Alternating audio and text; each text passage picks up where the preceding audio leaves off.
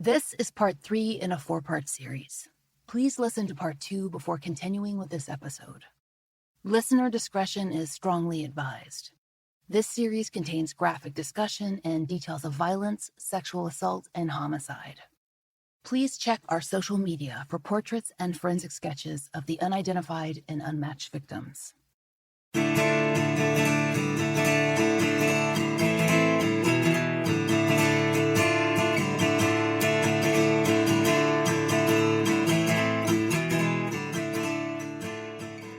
This is The Fall Line.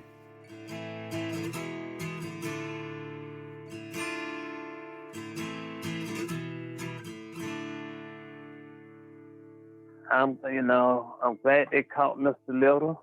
And I remember one time a reporter asked me if I had something to say to Mr. Little, what would I say to him? And I told him the only thing I would say to him that I want you to feel what all of these women felt. But like right now, if I see that man, I don't want to see him. I probably wouldn't do nothing to him, but I wouldn't want to see him. The man is evil. And from what I hear from Miss lady from the feds, Amy, the man don't have a conscience. We know that Samuel Little stayed on the move, state by state, week by week. This episode, we continue with murders that occurred all across the Southeast. Alabama, Georgia, South Carolina, Tennessee, Kentucky. It makes sense to discuss them that way, by place, because his timeline is jagged, cutting back and forth, killings coming as close as a day apart. Sometimes only hours separate locations. Sometimes he killed in one state and left a body in another. It helped him slow down investigations, if there were ones, helped to hide identity. We'll begin in Georgia. After all, Samuel Little was born here, in a tiny town called Reynolds. The population was less than 900 in 1940, and it's barely 1,000 today. The town sits halfway between Macon and Columbus, with the Fall Line Freeway cutting through. Cars pass by, headed to Warner Robins or Byron or a dozen other larger destinations. There's not much available on Little's life in Reynolds. He didn't grow up there, at least not entirely. We know that, at some point, he went to live with his grandparents in Lorain, Ohio. Samuel Little has told authorities that his mother was a teenager as well as a sex worker. Now, we don't know if the latter is true. Sometimes he also says she abandoned him on the side of the road. According to Heavy.com reporter Alyssa Chouanier, investigators believe that Little's mother may have been in jail when she gave birth to him. Whether or not he grew up in Georgia, he has come home, and often. Samuel Little has confessed to 9 murders in Georgia. 4 of those cases have been resolved. 2 have been linked to Jane Doe's. These women were discovered years before Little began drawing pictures and telling his stories. And then there are 3 women, 2 in Atlanta and 1 down in Savannah, who haven't been found at all.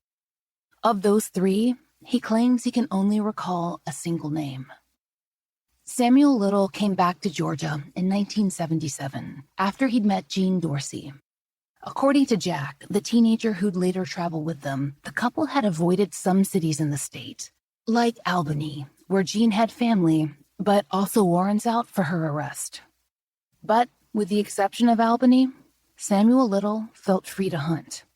He would kill in Georgia twice in 1977 and come back again and again, up through 1984. Sometimes he'd meet a woman in another state and bring her back to Georgia to dump her remains. By the time Little began confessing, 6 of the 9 Georgia cases were decades cold. As for the other 3, as far as authorities knew, those women, the unmatched confessions, never existed in the police files at all. When Little's confessions began, James Holland reached out. He needed help to organize complex webs of officials. Feds, local authorities, the Department of Justice, victim advocates, nearly endless lists. Eventually, news reached Amy Hutzel. She's program director for the Criminal Justice Coordinating Council, or the CJCC, and she oversees the CJCC's Sexual Assault, Child Abuse, and Human Trafficking Unit. CJCC is a Georgia state agency, quote, that is tasked with coordinating criminal justice initiatives and facilitating funding. That can include everything from shelters for domestic violence victims to new victim-focused initiatives. Here's what Amy told us about her work. So we create projects using the resource of federal funds to provide additional resources to the state of Georgia. So, for example, we have a sexual assault response team project that is funded through the Office of Violence Against Women, and we work with law enforcement and prosecutors and victim advocates and forensic medical nurses or SANE nurses throughout the state on the development of sexual assault response team protocols. We provide training, and we've created multiple resources under that project to encourage best practices in the response to sexual assault crimes throughout the state. And we have received a $3 million grant from the Bureau of Justice Assistance to fund the Georgia Sexual Assault Kit Initiative. And this is the Georgia Sexual Assault Kit Initiative work that we have done that led us to participate and play a role in the Samuel Little cases in Georgia. I had an email from a woman named Dr. Angela Williamson, who works for the Bureau of Justice Assistance. She is a lead in the National Sexual Assault Kit Initiative, and she is also the Bureau of Justice Assistance's liaison to the FBI's Behavioral Analysis Unit's VICAP. Her email said to me, I wanted to know if you could help me on a multi-jurisdictional cold homicide case. And so I read that, and anyone who's a big crime buff or is interested in this field knows that a multi-jurisdictional cold case homicide is probably a serial killer. I've always been fascinated with the motivations of serial killers, even as a young person. I find it really fascinating to try to get into the mind of someone who would, as a purpose and pattern, kill multiple people. I think most of us can at least comprehend why a crime of passion occurs. Although we wouldn't do it ourselves, you can at least understand, why someone may be so enraged from a crime of passion to kill someone, but to specifically set out to kill multiple people over your lifetime is something that I don't think we have a good answer for in terms of their motivation and the psychology behind that. She did not identify the suspect at that time.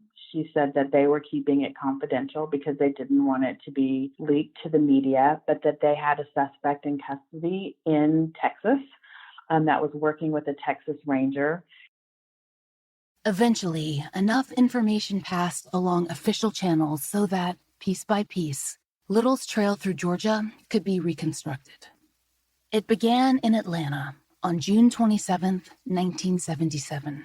According to 11 Alive, police were called to South Fulton, where a woman's body had been discovered in a wooded area just off Oakley Industrial Boulevard. Her remains were discovered by sanitation workers. She was eventually identified as Leanne Helms, a woman from Griffin, Georgia, who'd been seen at a local nightclub with an unfamiliar man. Witnesses offered descriptions that, in hindsight, lined up with Samuel Little. Though Fulton County Police conducted interviews in 1977, it seems they didn't develop any leads at that point. By the time they were contacted regarding Little's confessions, Helms' case was 4 decades cold. Samuel Little was able to provide details regarding her murder, where she was found, and how she died. Investigators found his statements credible. He knew, for instance, that she had a 10-month-old son. According to the Atlanta Journal-Constitution, she begged in her last moments that Samuel Little give her son a message. He killed her anyway. Little has claimed 2 other Atlanta victims, on whom we have almost no details. These are unmatched confessions, victims without bodies. They were Black women he described killing in the mid to late 1980s. He thought one of them might have been a local college student. The other may have been a sex worker. He has drawn portraits of both women, and we're told that APD is working both cases. Little titled these portraits Atlanta College and Atlanta Black. Back to the 1970s timeline in central Georgia. By the summer of 1977, Samuel Little had made his way to Macon. He was familiar with the town, had even lived there for a while in the mid-1970s. According to the local Fox affiliate, he'd worked there in the sanitation department in 1975 and been arrested for a DUI during the same period. Apparently, he gave officers the name William Lewis. 2 years later, he had returned to hunt in Macon. Little's first Macon area victim is usually called the Macon-Bibb County Jane Doe. She was found off Arkwright Road in September of 1977. According to a Macon-Bibb press release, quote, deputies arrived on the scene and met with the property owners, the Bowman family. It was reported that the Bowmans discovered skeletal remains of a human lying in the yard near the edge of the woods. They stated that they could smell an odor for over a month, and they thought it was possibly from a dead animal. Mrs. Bowman was out in the yard when she noticed something lying in the yard. When her husband arrived home, they found the human remains, end quote. NamUs's estimation for this Jane Doe's age is 28 to 52 years old. When the GBI's Marla Lawson did a forensic bust of the victim in 2017, her age range was listed as between 40 and 50. So far, Little has not done a portrait of this victim, and according to Fox 24, investigators said that, quote, we showed him the facial reconstruction the GBI had done, and he got upset because it didn't look like her. Whether or not this woman is a victim of Samuel Little, she needs to be identified, and a fresh investigation has brought that goal closer. According to Fox 24, investigators are pursuing the possibility of DNA extraction and forensic genealogy in her case. There's another Jane Doe in Georgia, a woman found in Dade County in 1981. There was initial confusion because Little seemed to have met this woman in Tennessee, perhaps in Hamilton County. Dade is in northwestern Georgia and borders Tennessee. According to News Channel 9, she may have been from Chattanooga, Alabama, or northwest Georgia. They report that the victim, a Black female between the ages of 20 and 39, was tall, about 5'9". She would have met Little in a bar on Chattanooga's 9th Street, which has since been renamed MLK Boulevard. Little described her as, quote, light-complected with a heavy-set frame. As with the Macon-Bibb Doe, he hasn't done a portrait. However, the GBI has produced both a sketch and a forensic bust of this victim, which were shown to Little. He described strangling her in his car and then rolling her nude body down a steep incline. This method comes up in a number of cases. It was a convenient way of disposing of bodies. We spoke to Amy Hutzel, who you heard from earlier in the episode about the Macon-Bibb and Dade County Jane Doe cases. So with the Jane Does, although those investigators who worked on those cases, believe that they have matches to the Samuel Little confession, these cases are still unresolved in the sense that we don't know who the victims are. We don't know who their families are. And so one of the things that we have looked at as the Georgia Saki Task Force and the Georgia Saki Project is utilizing some of the funding we have under our grant to potentially do genetic genealogy searches or familial DNA searches on the DNA that we could potentially extract from the remains of those two Jane Does. We're in the process now of trying to locate the remains, make sure, we have enough to get a DNA extraction from and kind of analyze that evidence as a task force and then potentially utilize funds to find relatives, because these are families that have probably no idea what happened to their loved ones so many years ago. And so that adds kind of an additional, amount of trauma and pain to those families. And so if there's any way possible that we can help identify those two, then that's something that we're going to continue to look into as well. The Dade County Jane Doe isn't the only victim who encountered Samuel Little in Tennessee. There are at least 2 other confessions linked to the state. Martha Cunningham was 34 years old on December 31st, 1974, the last day her friends and family ever saw her. The Associated Press reported that Martha was, quote, an accomplished pianist and singer who joined her family to sing gospel as the Happy Home Jubilee Singers. Martha Cunningham was last seen around midnight by family who she joined at a gathering to welcome in the new year. There's evidence to suggest that she may have encountered Samuel Little as she headed out to attend a late-night prayer service at her church, Parkview House of God in East Knoxville. She never made it there. For 18 days, her family searched. When her body was found in a wooded area a few weeks later, they were shocked and horrified. Early news reports indicated that Martha might have been sexually assaulted, which suggested homicide. But within weeks of the discovery of her body, her cause of death had been ruled natural causes. Martha's family couldn't believe it. According to Knox News, that ruling wasn't unusual for the era, especially with many deaths assumed to be possible drug overdoses. But Martha didn't use drugs. Her sister, Jessie Lane Downs, said, quote, I never believed my sister died of natural causes. None of us did. According to the Knoxville News Sentinel, Martha had epilepsy. She'd experienced a seizure earlier in the day, and it seems county authorities deduced she'd had another seizure in the woods, and that it led to her death. If Samuel Little hadn't brought up a Martha from Tennessee in 2018, it's unlikely her case would have ever been reviewed.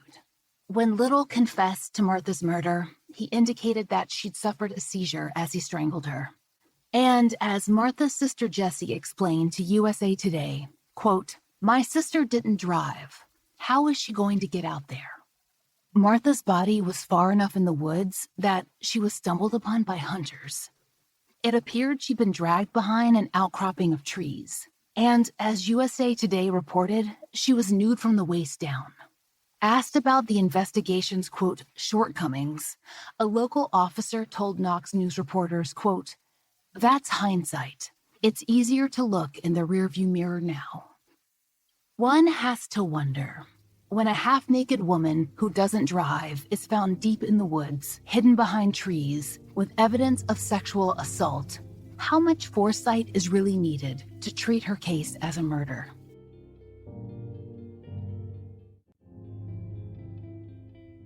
The final Tennessee victim is known only as the Knoxville woman. Details are sparse. Little recalls the murder as having occurred in the fall of 1974. According to Knox News, that's when he met, quote, a chubby black woman in her late 20s to early 30s, approximately 5 foot 6 inches tall and 120 to 130 pounds. He reportedly said that she was a sex worker. Knox News wrote that Little recalled meeting the woman at a bar on Magnolia Avenue and that, quote, he dropped her body a few blocks away in an overgrown gully. Little has not done a portrait in this case, and no potential unsolved cases have been offered as a possible match. Maybe, as with Martha Cunningham, the natural death file should be reviewed. Maybe, at the very least, more meaningful details on this victim can be gathered. Columbia, South Carolina, is about 4 hours south of Knoxville. That city was the home of a young woman, Evelyn Weston, who was just 19 when Samuel Little drove into town. In September of 1978, Evelyn was the mother of a young son. The State, the local newspaper, decided to describe her as, quote, unemployed, rather than a stay-at-home mother. According to news reports, Evelyn had gone out to a club in the Percival Road area and hadn't returned. Though her car was eventually found outside a local restaurant, Evelyn wasn't in it. Her body was recovered miles away on a dirt road. According to the State, she was nude and had been shot in the head. It was when Richland County reviewed their cold cases that Evelyn's case came up as a potential match. She fit most of Samuel Little's profile, except for manner of death. A gunshot was unusual. According to WSI-TV, Little did not recognize her photo, but investigators are still pursuing the case because of other similarities. Per the investigator Smith, quote, he's indicated that he didn't think he killed her by her face, but we haven't given up yet by some of the details that do match up.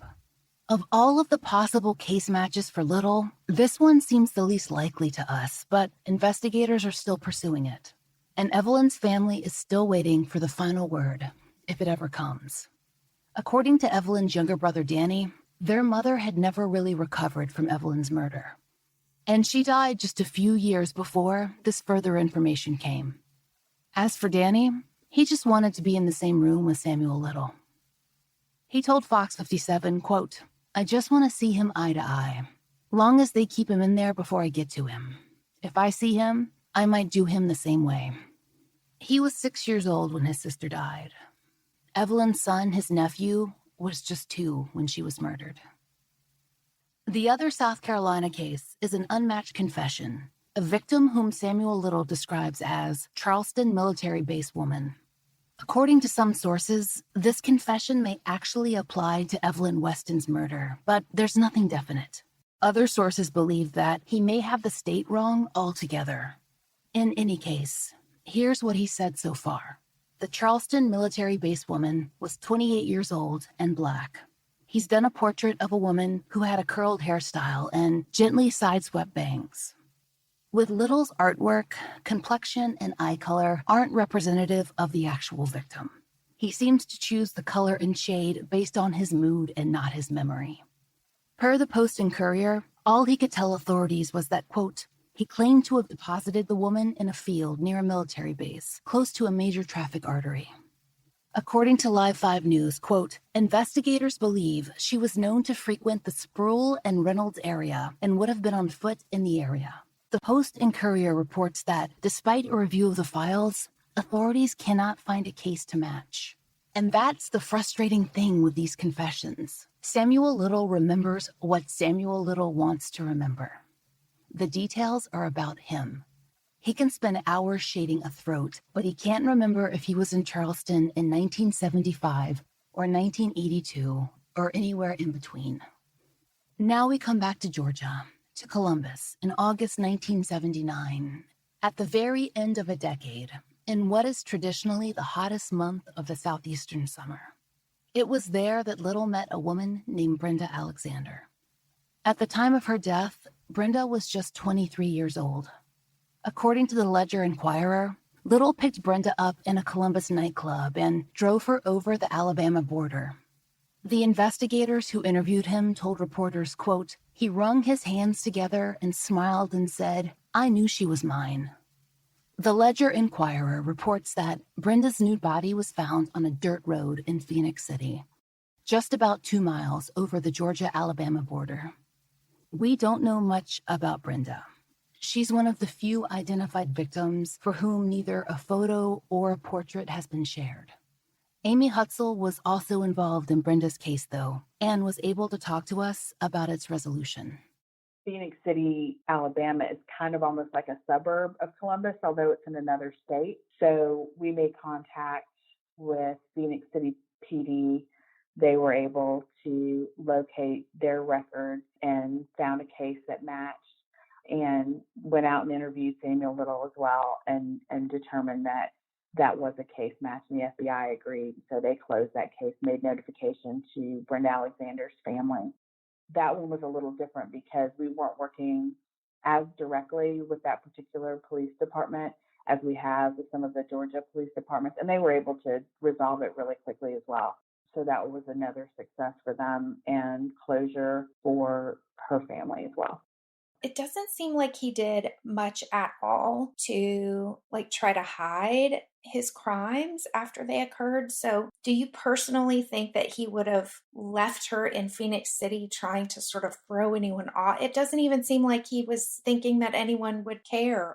Well, from what I understand about his mentality and strategy, so to speak, in terms of how he selected victims, he was looking for individuals that he felt like would not be missed.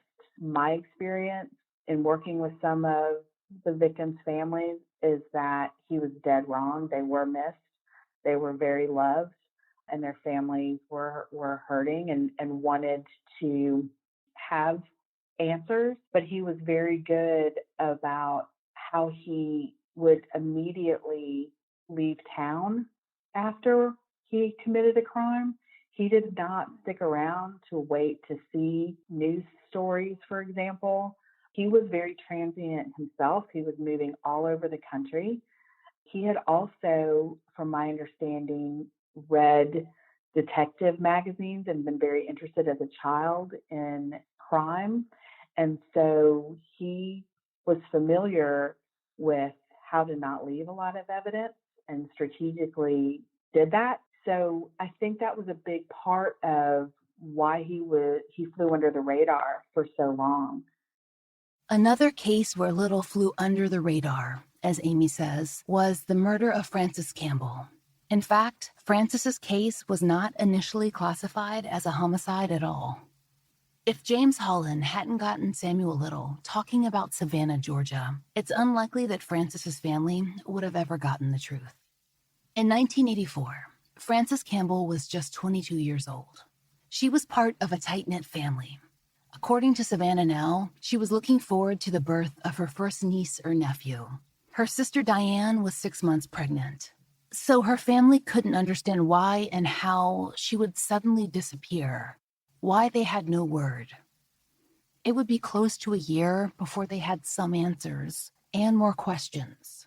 According to the Augusta Chronicle, Frances's remains were discovered on a construction site for I-516 on a pile of debris. Investigators weren't able to tell her family what had happened. Her cause of death was listed as undetermined. Per the local Fox affiliate, Frances's sister Diane and her mother never really recovered from the grief. And now, all these years later, Diane knows what happened to Frances, who met Samuel Little at a local bar and agreed on a date. But their parents aren't alive to get those answers.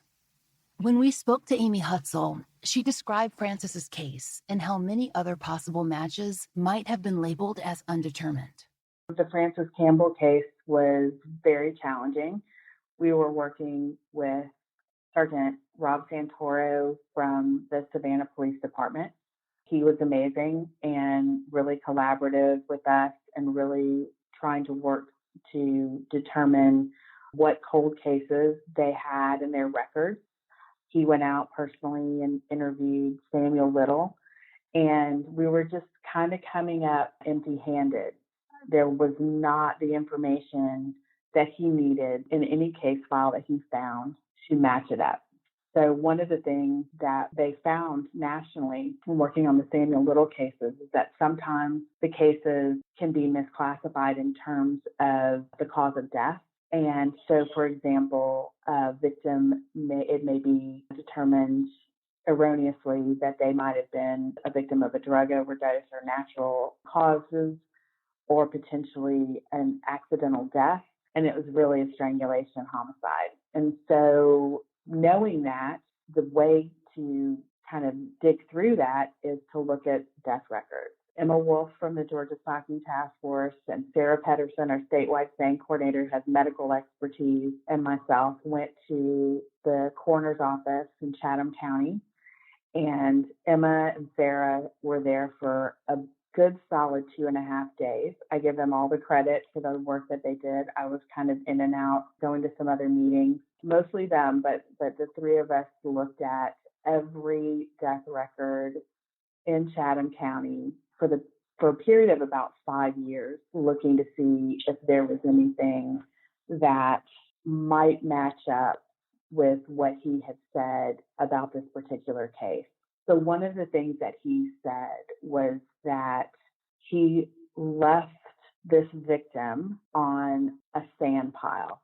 He strangled her and left her on a sand pile. So after 2.5 days of looking at death records, we were literally getting ready to leave. We had to get back to Atlanta. We didn't really have any more time, but we wanted to finish the box that we had started. We stayed a little bit later than we had planned.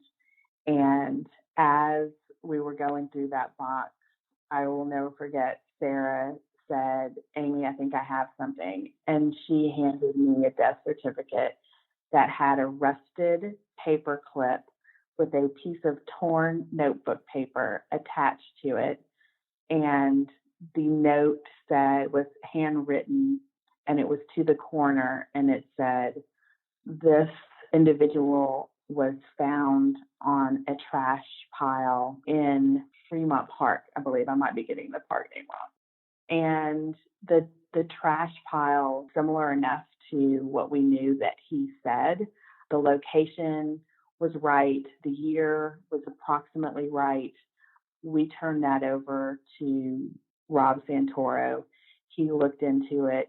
He made contact with Frances's family. Obviously, it was her death certificate. He made contact, got photographs of her, and he sent them out to Samuel Little. At that time was incarcerated in California, and he sent them out to California Corrections. Somebody showed Samuel Little her picture, and he said, yes, that is her. That's an example of really how challenging these cases could be, because it was not actually even classified as a homicide. And her family never knew what happened to her until Rob, did make contact again with them and notified them that we had determined that she had been a victim of Samuel Little. And there were boxes and boxes. And that was just one of the ideas that you had of how to try and find what had happened in this case. The Chatham County Coroner's Office is a tiny building. Most of their records are stored off-site. So we had called down ahead of time with Rob Santoro's assistants, and they had pulled those boxes out of storage and had them waiting for us. And there were literally in a tiny room, and I want to say this room was probably like 6 by 8, and there were just boxes everywhere, and we had to just go through them one at a time. We learned a lot about deaths in Chatham County for those years. Do you think that a lot of the other confessions that have yet to be matched up are sitting somewhere in a box that just needs to be gotten to? I think that's highly possible, yes. It's not just misclassification that can become an issue in matching these cases up. The Atlanta cases, for example, it's very complicated from a jurisdictional perspective. So the 2 Atlanta cases that still have not been matched up were both victims that he met on Auburn Avenue, and he's unclear about where he took them. And so anybody who lives in Atlanta or has been to Atlanta or who knows anything about Atlanta knows that the Atlanta metro area is comprised of so many jurisdictions. And then if you determine the appropriate jurisdiction, was that even classified appropriately as a homicide? There's one more case from Savannah, and it has its own complications. Of all of Little's confessions, he's the least sure of the death of a woman he calls Kat. Not because he can't remember her. It's because he's not entirely sure that she died. If she survived the attack, it's unlikely she reported it to police, but it's possible her friends or family might have known. And investigators hope that they can find a survivor or a victim who fits the following profile. Here's what Little had to say about her. Sometime in 1974, he met a woman he remembers only as Kat, down in Savannah. He estimates that she was between 23 and 28, and per Savannah Now News, described her as, quote, a black female who was 5 feet 2 inches tall and weighed about 120 pounds. Little has done a portrait of a smiling woman with an oval face and long, medium brown hair. The victim that he is referring to as Kat in Savannah has been really challenging. As we were down in Savannah looking for the records that led to resolving the Frances Campbell case, we were also looking for the victim he identified as Kat. He indicated that as he was in the process of strangling her, he saw some blue or red lights. He was in a park in Savannah, and he got spooked, I guess, that perhaps he was going to get caught. And so he stopped and left her body and took off. So we're not sure. He said he wasn't sure that she was deceased. And so because we've kind of exhausted a lot of the avenues looking through those death records and looking at the cold cases that Rob Santoro has gone through, we're kind of at the point where we feel like perhaps that was not a true homicide because we haven't been able to come up with anything on that. And down in Savannah, they've done press releases and news segments where they have taken Samuel Little's artist renderings. As you know, he paints his victims, broadcast them to the community, and have come up with nothing. And so not really sure where we're going to go with that one, but it's possible that was an attempted homicide, not an actually completed one. Here's what Samuel Little told investigators about Kat. She lived in a duplex. She had a roommate, another Black woman whom Little identified as a lesbian. He said the roommate used snuff, which is a form of tobacco. He said that they'd had sex in his car and that he'd strangled Kat there. And according to Savannah Now, he, quote, told investigators he left a woman's naked body in a grassy area on Montgomery Street and circled the area after other people arrived, end quote. There's no indication a body was actually discovered that night, and he'd heard nothing else. There have been no reports to indicate otherwise. If you live or have lived in the Savannah area, please take a look at Kat. You can find her portrait, along with all the others, on our social media. Perhaps you'll see a friend who lived through 1974, or can give a name to someone who disappeared. In the early 1980s, Samuel Little headed further north, up into Bowling Green, Kentucky. In May of 1981, Linda Sue Boards was 23 years old. Though when the first reports came out about her death, she was thought to be much younger, about 16. The Bowling Green Daily News reports that Linda, who lived in Smith's Grove, had come into town with her sister and brother-in-law to enjoy the local nightlife. It seems that when her relatives were ready to head home, Linda decided to stay at the club. That was on the evening of May 11th. Linda was never seen alive again. On May 16th, investigators reported that they'd found a woman's body in a rural barn. An article from the Courier-Journal indicated that she'd been strangled. There are no other substantive details available regarding Linda Sue's life, and her family declined requests from their local news stations in the past few years. All we know is this. The case was linked to Little when both his wide range of confessions and his MO became known, and the investigators from Bowling Green traveled to Texas to speak with him. As in the other cases, they reported that he shared details that only the killer would know. And according to the Bowling Green Daily News, he'd only been in town for that one day. In so many cases, Samuel Little's crimes have ever-expanding pools of victims.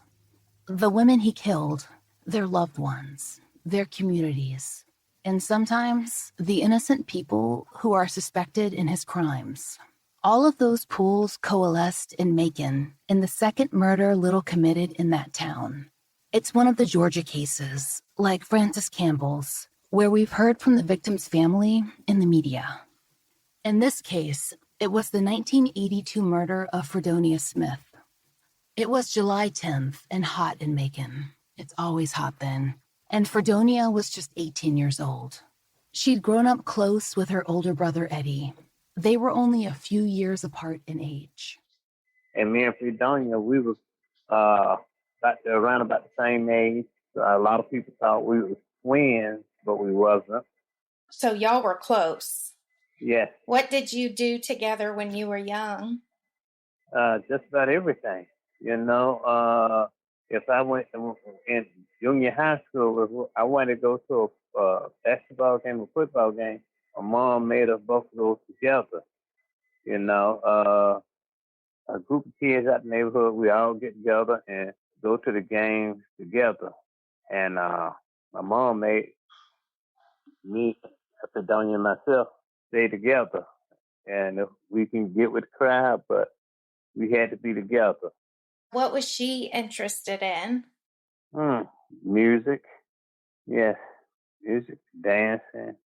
Sidonia had some real friends, and she loved, you know, she was the type of person that loved being around people.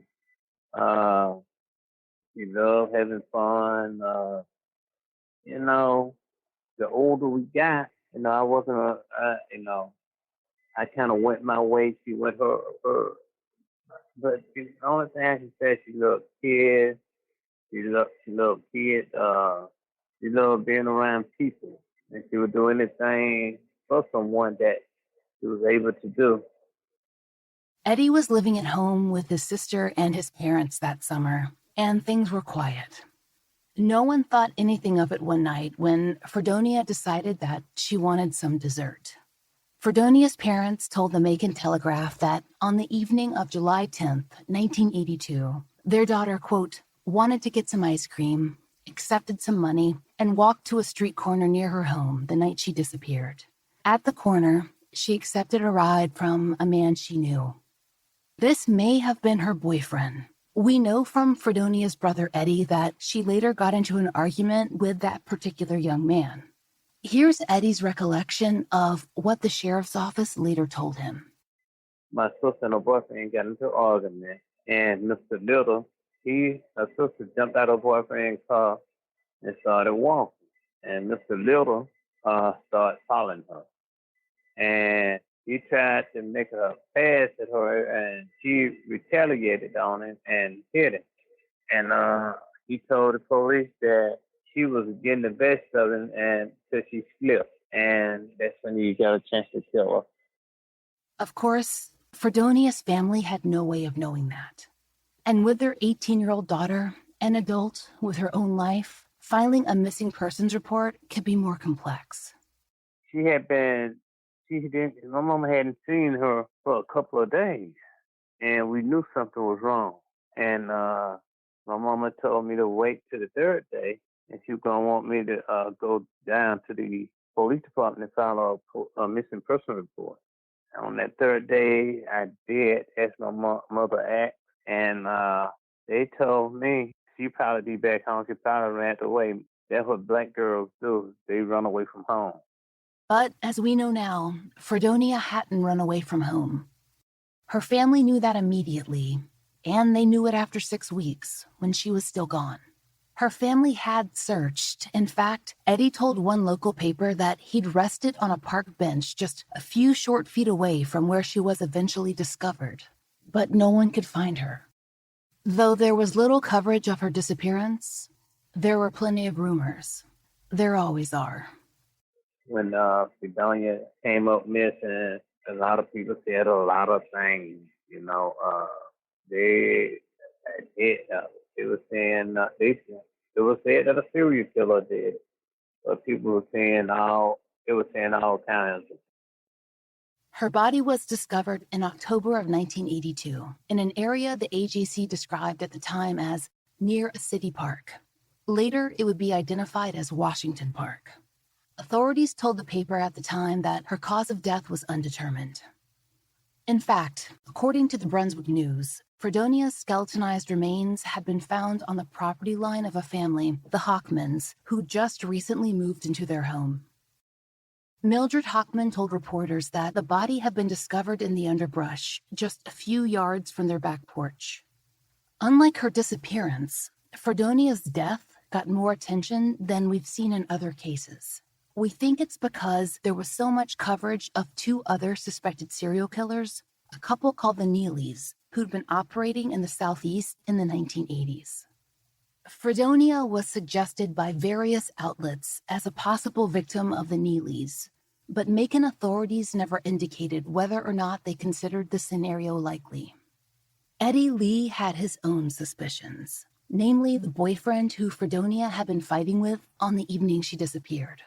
The thought came to him slowly in the days of grief that followed the discovery of her body. The day of the funeral, I seen a lot of red roses up around, up front, and I got up and walked up there. Some just told me, Gilbert, see who sent all them red roses. And it was her boyfriend. And I looked around the church and I didn't see him anywhere. And the first thing I said, he killed my sister. It hit me. Eddie Lee spent more than 3 decades believing that his baby sister had been murdered by her own boyfriend. When we interviewed Amy Hutzel, she said that there hadn't been enough evidence to move forward with a case against Fredonia's boyfriend. And to quote Amy, "Thank God for that. An innocent conscience would not have necessarily equaled an innocent verdict." For Eddie Lee's part, he at one point considered enacting his own justice. He held that grudge for years, up until he was approached by local authorities. They wanted to talk to him about a man being held in Texas, a man named Samuel Little, who had just confessed to Fredonia's murder. I said, I told him, well, y'all got the wrong man. The investigator told me, no, the guy confessed to this. He killed 2 women in this area. And he knows some things only the killer would know. Amy Hutzel assisted in looking for connections between Little's Macon confessions and Georgia's unsolved cases. She discussed that experience with us this summer.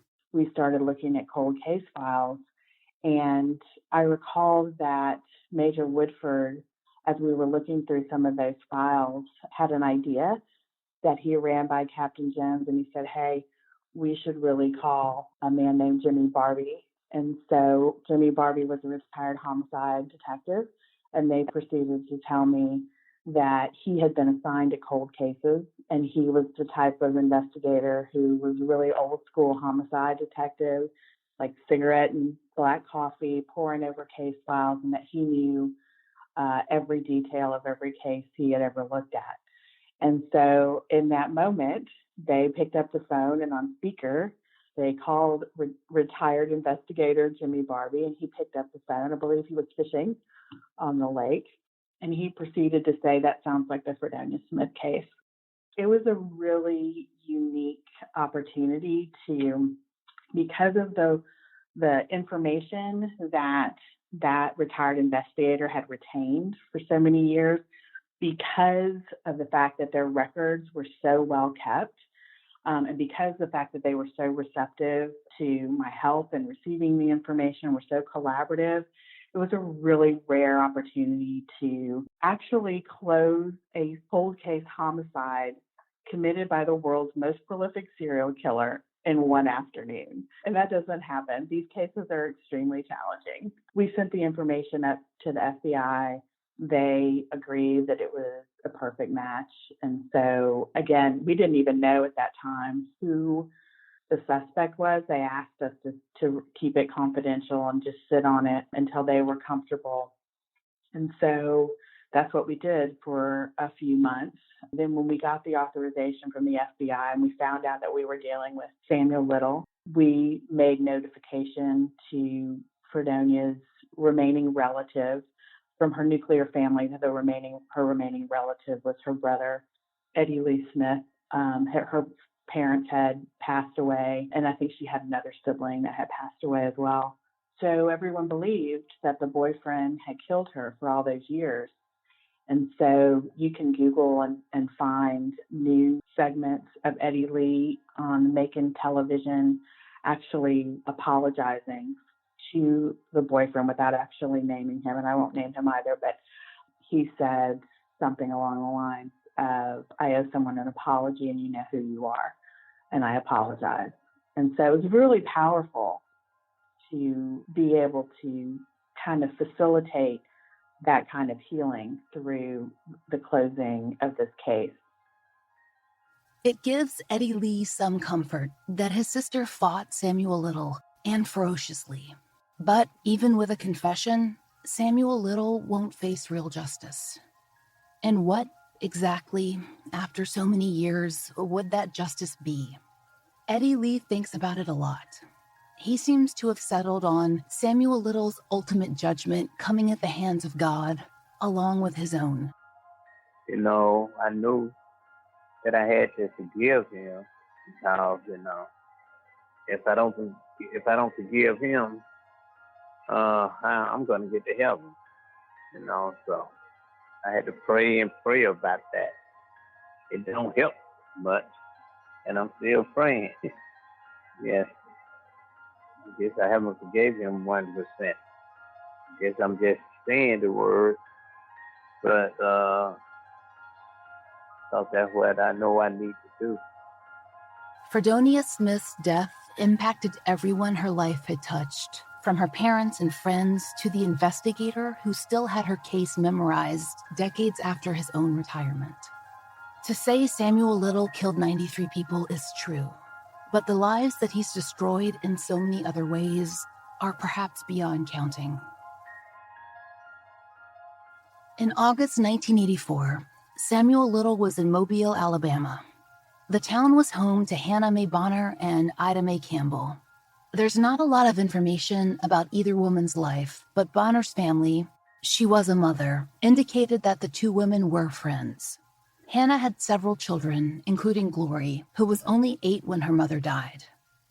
Glory was the main family spokesperson over 30 years later when Little's confessions came to light. Glory described her mother as a joyful person with an easy smile, someone who left a huge hole in the family after her disappearance. Glory told NBC 15, quote, "What he took from us, we can't get back. He took so much." The events unfolded on August 10, 1984. It's unclear whether Little met the women at different points in the night or together.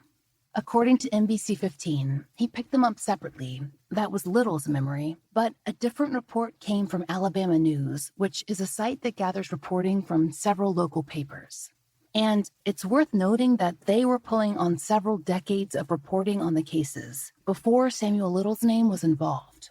According to their coverage, as early as 1993, an acquaintance reported seeing Ida and Hannah together. They'd pulled up in a, quote, burnt orange van driven by a large black male. The witness said the two women, who were just 23 and 24 when they disappeared, purchased cocaine from a local dealer. They then climbed back into the van and left the area. It was the last time they were seen alive. Whether they met Little alone or separately, Hannah and Ida were both lost to their families that night. The women were still missing the next morning, and it would be 3 days before Hannah Bonner's body was found. The Mobile Register reported that she wasn't immediately identified. When her body was recovered in a ditch off a country road, they were only able to describe her as a tall black female with a distinctive tattoo, partially dressed in a tube top, her manner of death unclear, although homicide was likely. They planned to send her fingerprints to the FBI labs for analysis. But in a short time, that proved unnecessary, and the identification was made. Her daughter, Glory, still remembers the knock at the family's front door. It was, quote, the day the sheriff came and said they found her body. Within a few days, the family had some information, but no real answers. By the 15th, the Mobile Register reported that Hannah Mae had died of drowning and blunt force trauma to the head. When Little recounted Hannah's murder, he said he'd strangled her and dumped her body, like so many others, from his car. It would be 3 weeks before Ida Mae Campbell's family got word. Her skeletal remains had been found near Hall Mills Road in Mobile, and it was unclear how she had died. Identification was made based on dental records, particularly a gold tooth she'd had and her personal items. Authorities felt the cases were connected. According to Alabama News, at the time, investigators suspected that travelers or drifters might have committed the crimes. The bodies had both been found near I-10, and there weren't clear leads pointing to anyone in the victims' own lives.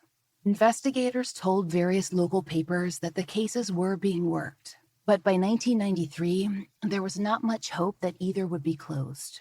But as in so many other cases across the United States, that changed with the final arrest of Samuel Little. At the time of his confessions in 2018, it was unclear how or whether Little would face charges in the deaths of Ida Mae Campbell and Hannah Mae Bonner. As a local official told Alabama News, quote, he's never leaving prison, and I don't think Alabama will be the state he serves his last days in. We haven't come across a statement from Ida Mae's family. But for Glory, Hannah's daughter, it seems like for her, as for so many others, Resolution just isn't the same thing as closure. Next time on The Fall Line, you'll hear the final episode in this series, Samuel Little's violent tear across Mississippi and Louisiana, and the confessions he made to 3 cases in Arkansas. We'll also cover the 2 survivors who spoke at Little's hearings and the solved and unsolved cases across the rest of the Southeast. If you have any information regarding the Jane Does and unmatched cases we've covered in this series, please call 1-800-FBI-TIPS.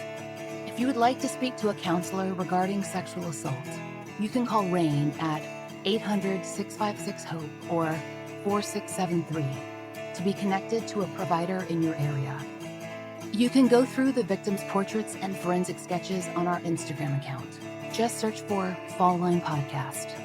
As for The Fall Line, we'd like to thank all the listeners who've taken the time to support our sponsors, leave us reviews, or support our show directly on Patreon. We couldn't do it without you. Special thanks to Angie Dodd.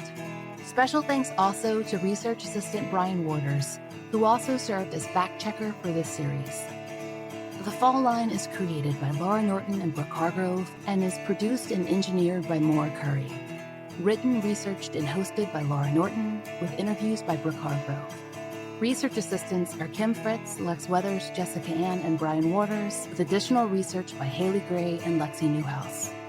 Content advisors are Brandy C. Williams, Vic Kennedy, and Liv Fallon. Theme music is by RJR. Our current monthly donation is going to the Sovereign Bodies Institute. And be sure to check out the new independent podcast from narrator Laura Norton and producer Maura Curry. It's called One Strange Thing, and it's a storytelling podcast based on archival news.